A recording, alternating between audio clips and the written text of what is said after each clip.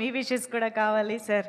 Requesting Tadipalli Venkataramana Reddy గారు. కార్యక్రమానికి విచ్చేసినటువంటి సినీ ప్రముఖులు మరియు రాజకీయ రంగ ప్రముఖులందరికీ, కొత్త నటీనటులకు అందరికీ కూడా నా హృదయపూర్వక ధన్యవాదాలు తెలియజేస్తూ,